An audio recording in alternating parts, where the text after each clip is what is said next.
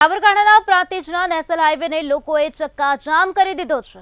લોકોએ વિરોધ નોંધાવ્યો છે। લોકોમાં અત્યારે ભારે આક્રોશ વ્યાપેલો જોવા મળી રહ્યો છે।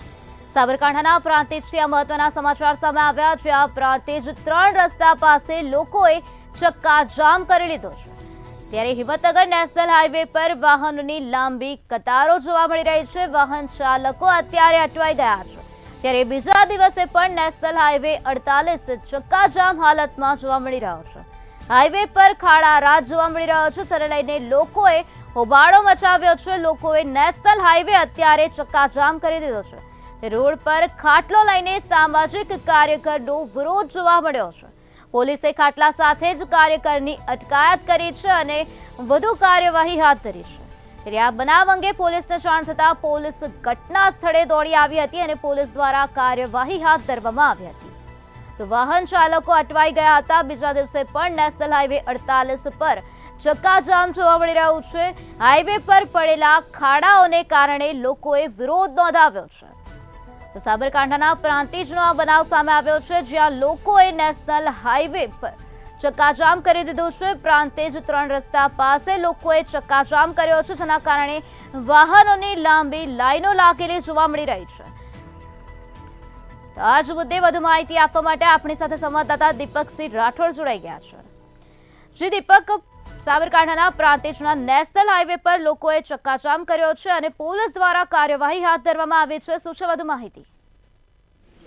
ચોક્કસથી નિરાલી જણાવ્યું કે સાબરકાંઠામાં હાઈવે ચક્કાજામનો સિલસિલો યથાવત જોવા મળી રહ્યો છે। વાસ્તવમાં કે ગઈકાલે પણ જે પ્રાંતિજ છે નેશનલ હાઈવે 48 એના પર પણ ચક્કાજામની ચીમકી આપી હતી। ત્યારબાદ આજે જે ચીમકી બાદ આજે ફરીવાર એકવાર જે સ્થાનિકો દ્વારા અને ત્યાંના રહીશો દ્વારા ચક્કાજામ કરવામાં આવે। ત્યારબાદ જે સ્થાનિકો દ્વારા જે ખાટલા લઈ હાઈવે પર ચક્કાજામ કર્યા હતા, ત્યાં સુઈ પણ ગયા હતા। જો વાત કરવામાં જે ટ્રાફિક છે, ટ્રાફિકના પણ દ્રશ્યો સામે આવ્યા હતા। મોટી મોટી લાઈનો પણ લાગી હતી ટ્રાફિક અમે।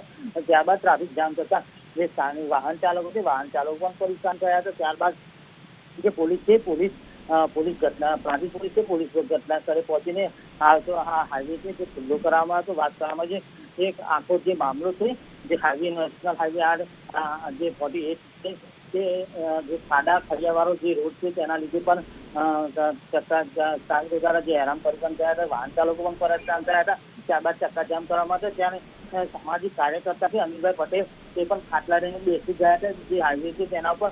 ત્યારબાદ વાહન ચાલકો ચક્કાજામ પણ કરવામાં આવ્યું। જો વાત કરવામાં આવતીકાલે જે સીએમ છે જે ભૂપેન્દ્ર પટેલ એ સાબરકાંઠાની પણ મુલાકાતે આવી રહ્યા છે। ત્યારબાદ એક દિવસ અગાઉ પણ આજે આ ચક્કાજામના જે સિલસિલો યથાવત જોવા મળી રહ્યું છે।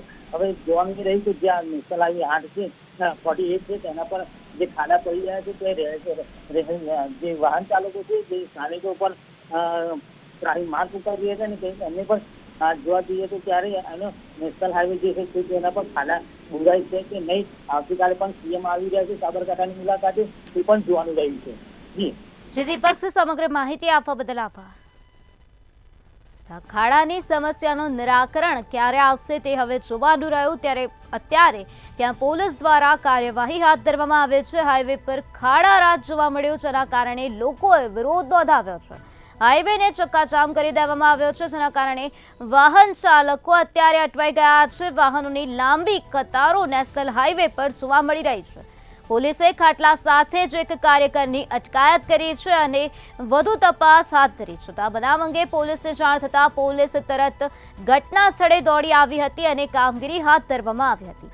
તો બીજા દિવસે પણ નેશનલ હાઈવે 48 ચક્કાજામ હાલતમાં જોવા મળી રહ્યો છે।